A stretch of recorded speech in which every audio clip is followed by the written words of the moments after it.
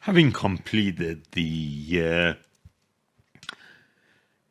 transistor, how it behaves, how it switches, the timing of it, the modeling of it, the RC modeling of it, and then the event-based model for Verilog simulation of it. We have a good understanding of what a transistor is and how we look at it in this course in logic systems. Okay? So let's start doing something beyond that. And that something is now let's build something. Okay? Let's just start building inverters. Okay? An inverter uses two transistors. Let me show you what it is and how it behaves and how two transistors create something that we refer to it as inverter. Look at this structure here. If you look at the value A can be either 0 or a 1. Okay? If it's 0, according to what we have learned so far, the upper transistor will be conducting, and therefore I will have a path this way. But then the lower transistor will not be conducting, and therefore I will not have the path to ground. The transistor is a unidirectional transistor going from VDD, which is supply 1, towards the output W. And then the other transistor is again unidirectional, going in this direction, taking the ground, which is supply 0, towards the output. And when the input A is 1, the lower transistor will be conducting, the upper transistor will not be conducting, and therefore I will have a path from ground to the output. Therefore, if A is 0, my output will be a 1. If A is 1, my output will be a 0. This is a 0 in green, and this is the 1. Okay? And therefore, I call this one an inverter, something that inverts the output. The output of 0 changes to 1. The input of 0 changes, makes the output 1. The input of 1 makes the output 0.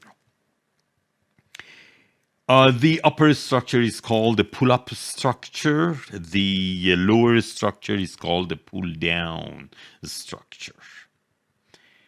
Notice the arrows I have put. I am putting the arrows in the direction of logic flow. See, logic, there is a 0 here. Okay, the flow of logic is in this direction. A logic value, a 0 value. And for the upper one, the flow of 1, logic 1, is through that green line. And therefore, the arrows are logic flow. But then if I want to say electrical current flow, electrical current is going to be different. When it's 0, actually W will be discharging through the resistance of the transistor, and W being a capacitance of the next gate connected to it, which we'll see in a few minutes. The upper one, though, we will be charging the same capacitor of the next gate through the upper pull-up resistor. When we are dealing with this, when we are drawing this, we do not talk about electrical flow. We talk about logical flow. And when we are writing our models, our transistor models in Verilog, because Verilog is not an electrical simulator, it is a logic simulator, and is in an event-based simulator, we will be writing the description of the inverter according to the logic flow. That means the input will be the nodes connected to supply 0 and supply 1. The outputs will be the ones that will be in the direction of the arrow that I'm showing. This is an NMOS, the lower one. The PMOS is the upper one. I have two notations for for inverter, for an inverter, and one is actually the inverter. The notation is the bubble on the output, or is a bubble. Now you can put the bubble either on the output or you can put it on the input, however you like. Okay, if you are putting two inverters back to back to indicate that this is only creating a buffering and it doesn't change anything logical, you put them like this. You put them back to back. So as soon as you look at the two bubbles, you say, oh, okay, the two bubbles are canceling each other, and therefore there is no logical effect. And this is only a buffering effect. And for the representation of inversion, W is a bar, that's Boolean. This is logic. This is Verilog. And then this one is VHDL. Okay? Let's do a Verilog module for this. A Verilog module. See, so far I have shown you only transistors. Okay, even though I showed you two transistors connected in the previous part, but that was only two transistors, and I didn't package it. Here, I'm saying if you are packaging it, if you want to write a complete description of something, you have to start with a module and a module name. Like, for example, my inverter. And then list the inputs and the outputs. In the case of inverter, I have an input. Let's call it in1. I have an output. Let's call it out1 or import 1, import output 1, whatever. And then you end with an end module. And then everything you have, if you have more inputs, more outputs, you will just list them on the module header line.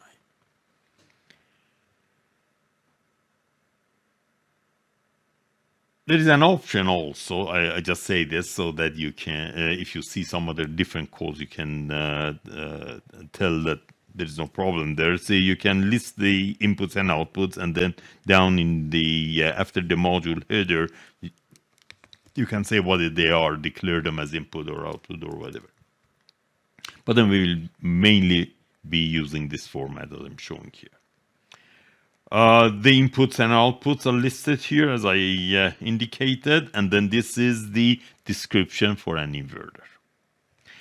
Line 1 says time scale. Time scale means that all the numbers that I put in there, if any, maybe I don't want to put any numbers, maybe I don't want to put any delay values, but if I do put delay values, which in this case I am doing it, these delay values are in nanoseconds. And then I say the resolution is also 1 nanosecond. That means I cannot put fractional numbers.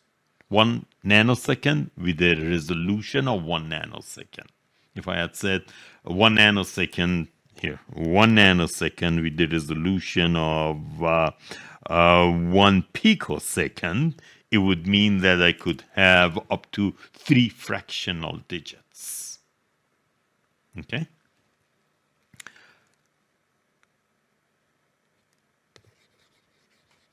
But then 1 nanosecond is good enough. I don't need fractional digits. In this case, I cannot say 5.1, for example. I can just say 5 because my resolution is nanosecond.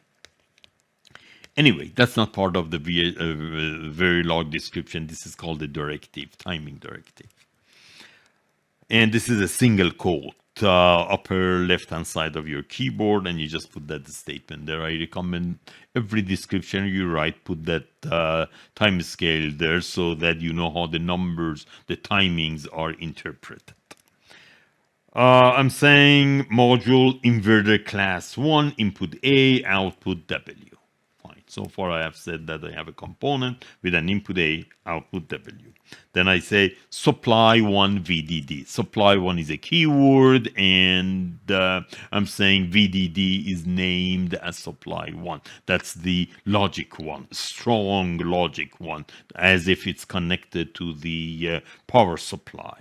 And then I have supply 0 as if it is connected to the ground of supply of the power supply. Remember, in everything that we'll be doing from this point on, 0 and 1 are basically the same. Respect them both. They are the same. One is not inferior to the other one.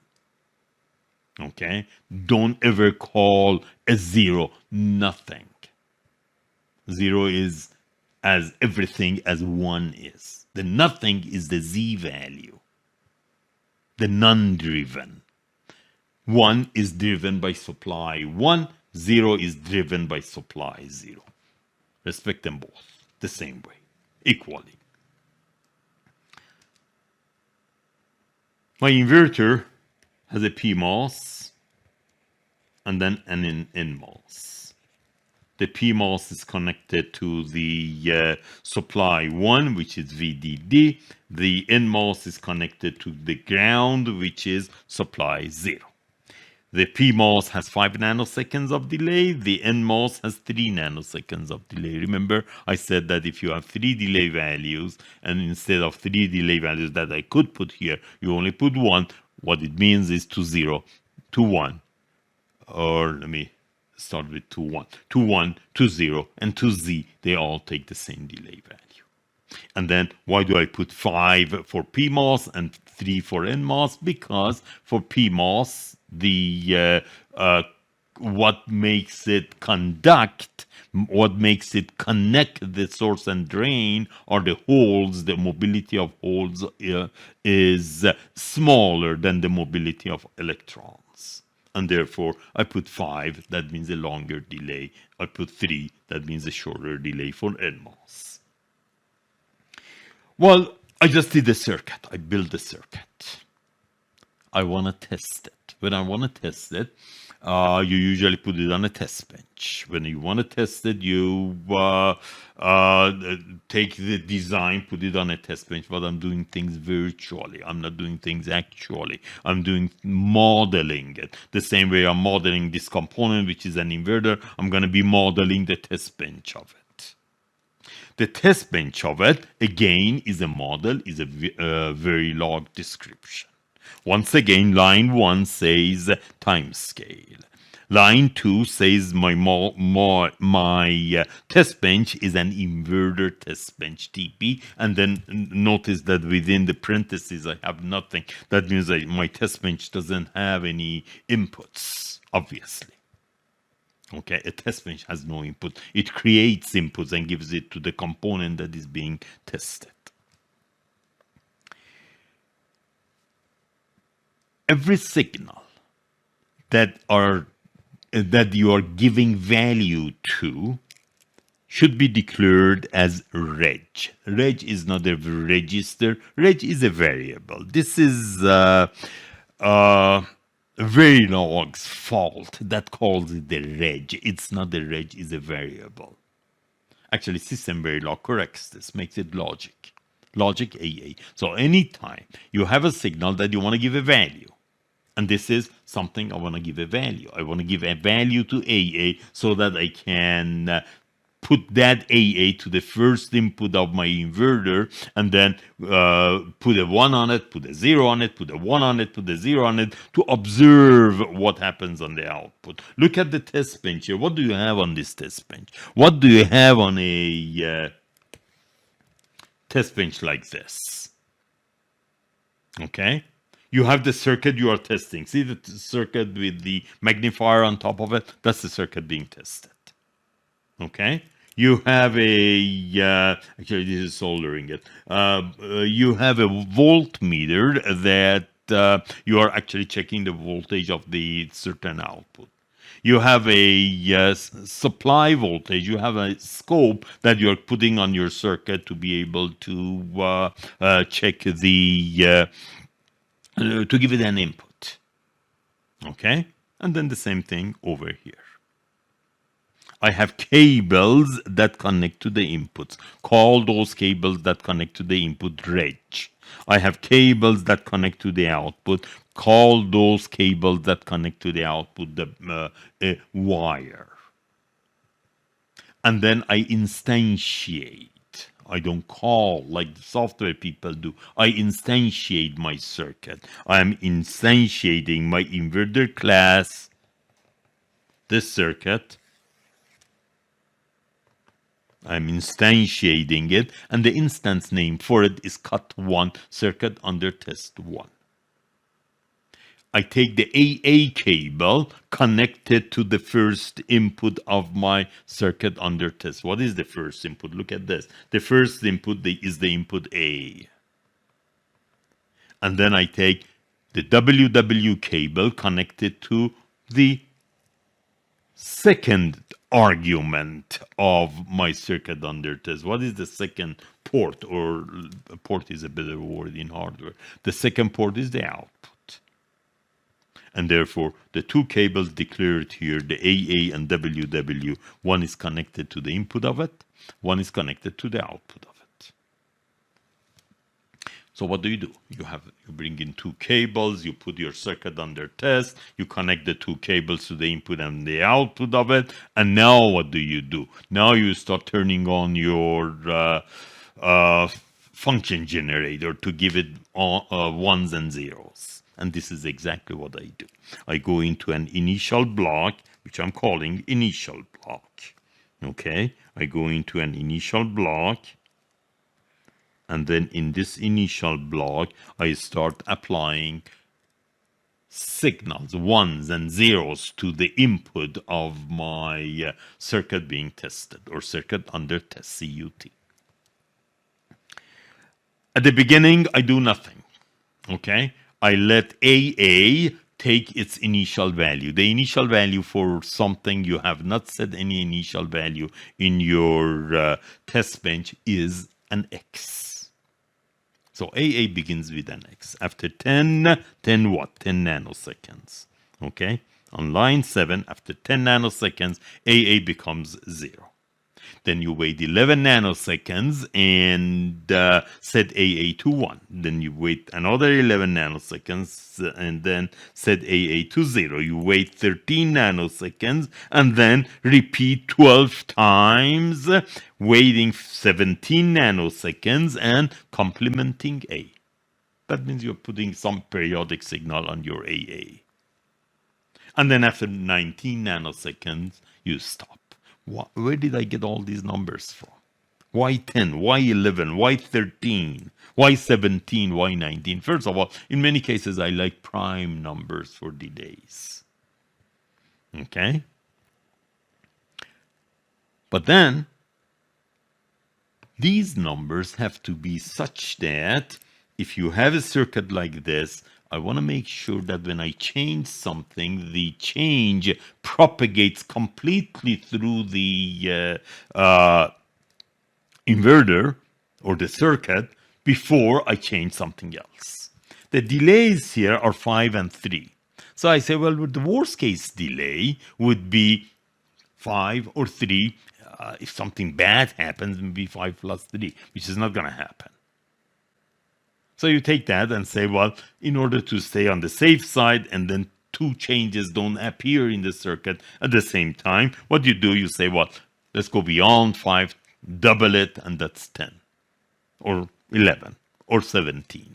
So make sure your delays are not within the range of 5 and 3. And then you will see the output in a few minutes.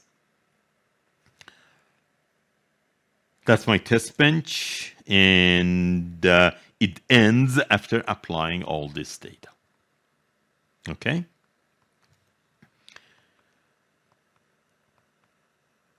This is what I get on the output. Actually, if this was a real test bench, this is what you would be seeing on the scope, on the oscilloscope.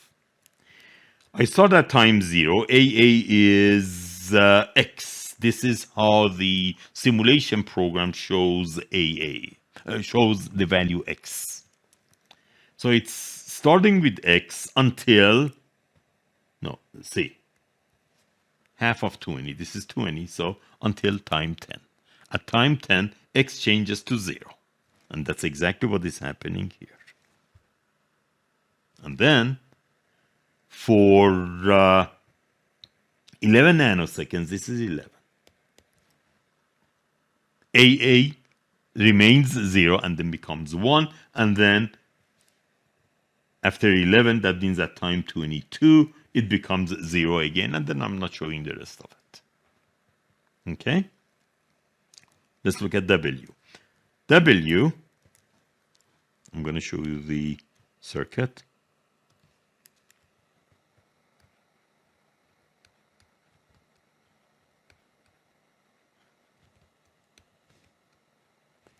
Okay. This is initially X. And therefore W starts with X. Okay? The X, that's X because I didn't say any initial value. You could if you wanted to, but I wanted you to see the, the X also propagating. So this is X and the W is X. Until time 10, X changes to a 0. What's the amount of time? The amount of time for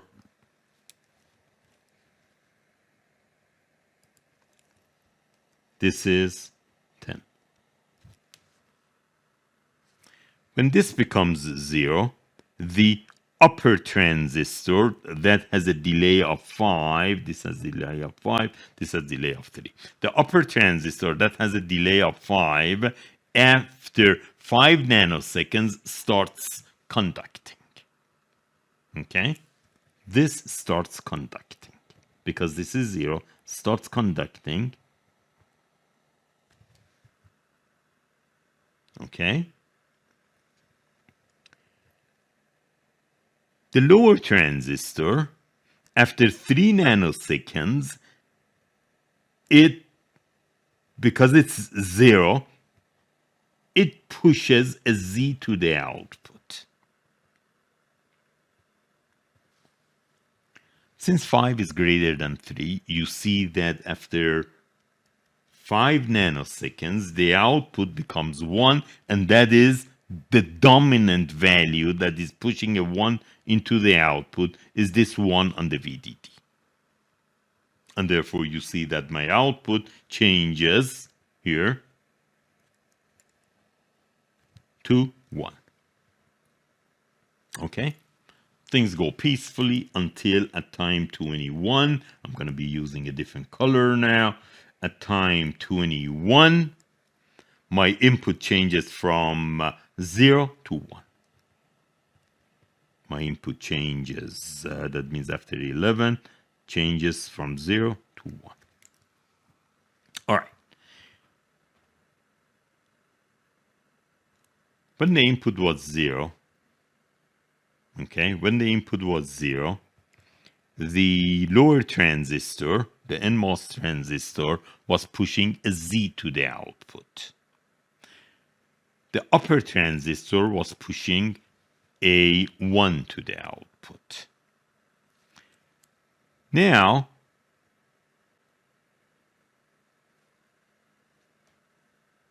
one or 0 changed to 1. This is where I am now. A 1 on the NMOS causes it to become 1, or sorry, causes it to conduct. Causes it to conduct, what it means is 3 nanoseconds after the input becomes 1, 3 nanoseconds after the input becomes 1, a 0 is pushed by the NMOS transistor to the output. Okay? How about the upper transistor? The upper transistor sees a 1 to it. 1 means not conducting. But then how long after this becomes 1, this will be not conducting? Well, the delay is 5, and therefore the upper transistor will push a Z to the output after 5 nanoseconds. So this is what happens. At time 3, the lower transistor pushes a 0 to the output. The upper transistor, still at time 3, still is sending a 1. Then I find a period of time for 2 nanoseconds that the lower transistor is pushing a 0, the upper transistor is still pushing a 1. And therefore, this is where I get an X. This is where I get a conflict. This is where the NMOS is pushing a 0, the PMOS hasn't given up the 1 yet. The longer delay of the PMOS causes it to react slower. And therefore, right at this time, okay, right at time 3 nanoseconds, right? So this is 21, 22, 23, 24. Right at time 24, that means 3 nanoseconds later, I get an X. But then that's not going to last long. If it does last long, you will burn the transistor, you will burn the circuit. But this is only taking 2 nanoseconds before the PMOS transistor finally sends a Z to the output. When it sends a Z to the output, what it means is that, okay, I gave up on the 1, and then NMOS transistor, you can drive the output with a 0. And then the NMOS transistor is riding along, putting a 0 onto the output. And therefore you see that at this time here, my NMOS shows a 0 here. Okay, let's do one more thing, and that's going to be also a lot of fun. This time, this is done. Now let's look at this one. After 11 nanoseconds, A becomes 0 again. The steady state right now is that the upper transistor is pushing a Z, the lower transistor is pushing a 0. Input becomes 0. Input becoming 0, the lower transistor, the NMOS, sees a 0, has a delay of 3. It says, okay, the input is 0, and therefore 3 nanoseconds later, this 0 becomes a Z. That means it gives up on driving the output with a 0. How about the output? Well, how about the upper transistor, the PMOS transistor? Well, unfortunately, the PMOS transistor, because of its longer delay, it hasn't been able to push a 1 to the output, and therefore, for a period of 2 nanoseconds, 5 minus 3, both the PMOS still is sending a 0. The NMOS has already changed. The PMOS still is sending a Z. The NMOS has changed its 0 to a Z, and therefore my output is left open on the air. Nobody is driving it. And therefore you are seeing that at this time here, my output becomes Z, float. Remember the third value, 0, 1, Z. My output is left float. This takes for 2 nanoseconds. And then after 2 nanoseconds, my output becomes 1. My output becomes 1 because now this Z, the output, has become, the upper one has become a 1. The lower, the NMOS transistor is pushing a Z. So my PMOS transistor is freely riding and pushing my output to 1. That's the analysis for my circuit that I obtain by simulating it. Now think about the situation that if I have 10 of these transistors, instead of 2, I have 10 or 20. See how difficult the analysis would be. Not only that, let's say instead of only 2 delay values, or actually 1 delay value per transistor, what if I had 3 delay values? Things would get very complex. And therefore, I cannot do it by myself. And therefore, I have to type this in, give it to the Verilog simulator, and tell the Verilog simulator, simulate this and tell me what the waveforms are. Based on this model, this transistor model is not perfect. This transistor model is a logical model for Verilog simulator. And it is far from reality. What is reality then? Reality is a little bit closer to RC modeling. Okay? Let's analyze that.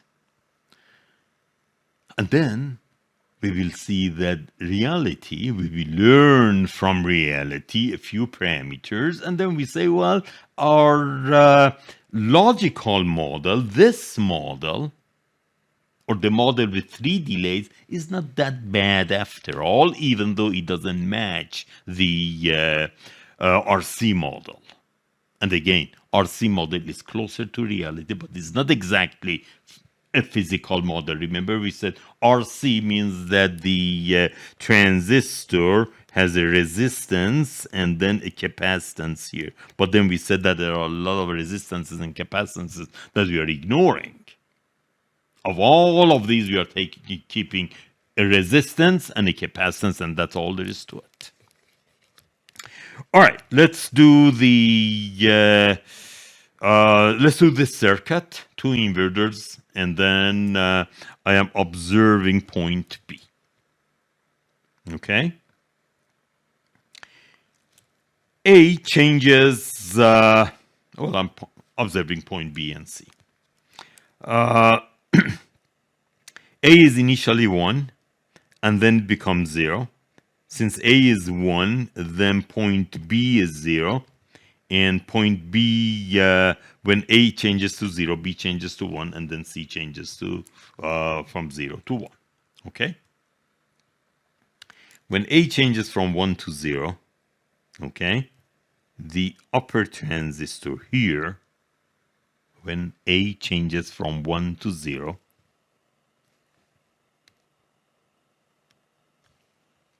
okay, when this happens, this starts conducting. When this starts conducting, it is charging the capacitance at the gate of the next inverter. The P-type at point C, this one, is this. Okay, it has a capacitance here. The N-type is also has a capacitance, and remember we said that for the same size transistor, the P and N-type transistors have the same capacitance. And therefore, this capacitance that is sitting between the gate and the ground is 2 Cg. 1 Cg for the P-type, 1 Cg for the N-type. This resistance that I have over here is the pull-up resistance, this thing, RPU, okay? RPU is going through the PMOS, and therefore this resistance is a larger resistance than if it was discharging through this lower transistor. All right, so what happens? What happens is when I'm changing from 1 to 0, when I'm changing from 1 to 0, point A, point B is going from 0 to 1. It's going from 0 to 1. This. When I'm changing from the input changes from 0 to 1, my output goes from 1 to 0. Okay? This is all very good. But then, in reality, this is not only an R and a C. In reality, a lot of other things happen. Okay? What I'm showing here is, okay, because of this RC, exponentially, I get a rise on my input. Exponentially, I get a fall on my input, on my output. Okay? But this is not the case. You get things like overshoot, you get things like undershoot. You don't get exactly a one value. There is no one. One is a model. One was good when we were doing logical models. One is not a real value. So you have some voltage near 5 volt, near 3.3 volt or something. So what do you do in order to be able to find the delays using RC model? You do the waveforms. You say that from some low voltage, the input changes to a high voltage. Okay, considering the undershoot, the overshoot, and all that. Where do you cross the line? Because of the undershoot and overshoot, I don't really know where to draw the line. So there is no point. I cannot say, well, do I draw the line here or here or here or up here? Maybe there is overshoot. So where do I draw the line? So what you do is this. You say in order to measure the rise of a signal, you go from 10% to 90%. Okay? From 10% to 90% is T rise. T rise. For the input. Also for the output. T fall for the output is also from 10% to 90%. T fall, by the way, T rise and T fall have nothing to do with the inverter. These have to do with the signal. These have to do with this signal at point A. T fall is from 90% to 10%. So you measure that. You say, well, this is how fast or how slow my signal is, my input signal is. Okay? And then that input signal becomes an input to the inverter. The inverter has a delay. Where do you measure the delay? For the delay, we say this. We say from when the input crosses its 50%, to the point where the output crosses its 50% is TPHL, high to low on the output. TPHL, this is the output. Okay? And then you say, when the input crosses its 50% towards zero, towards the low voltage, let me do a different color.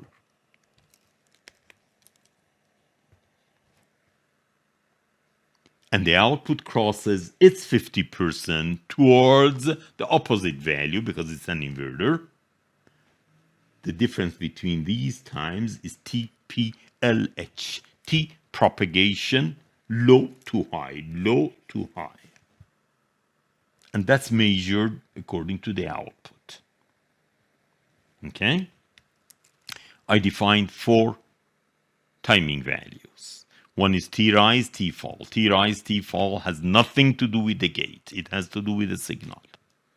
Okay?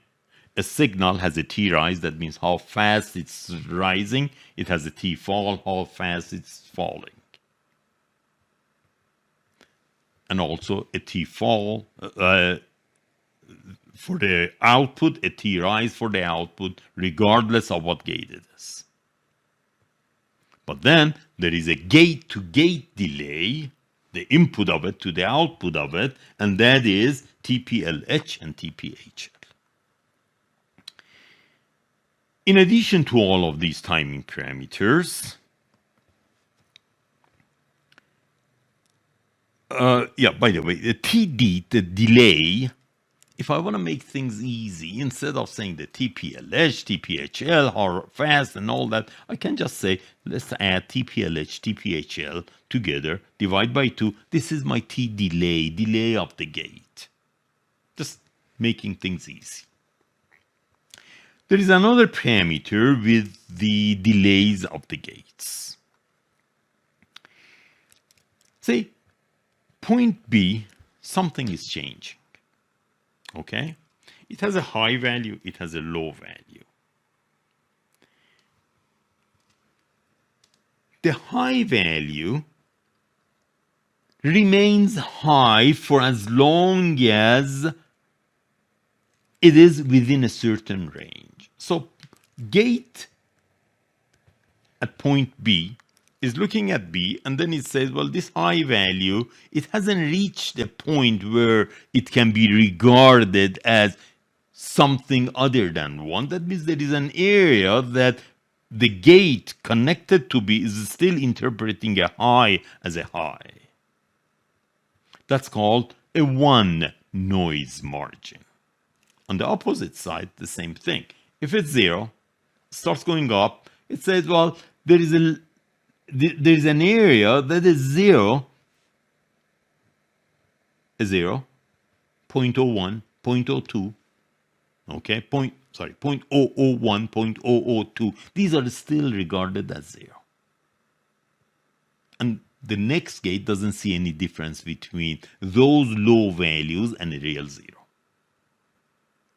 The difference between this is called a 0 noise margin. So there is a gate, and for every gate we have a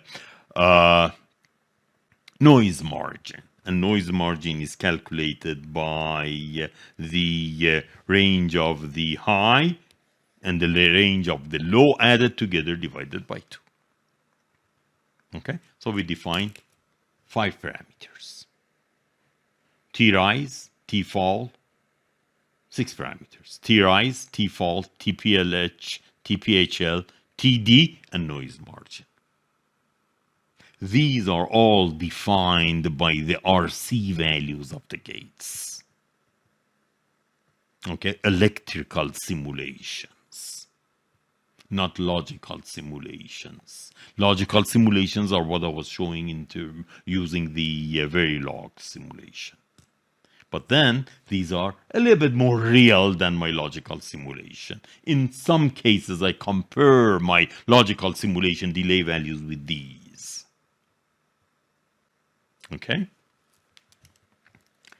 Noise margin is NMH, NML divided by 2.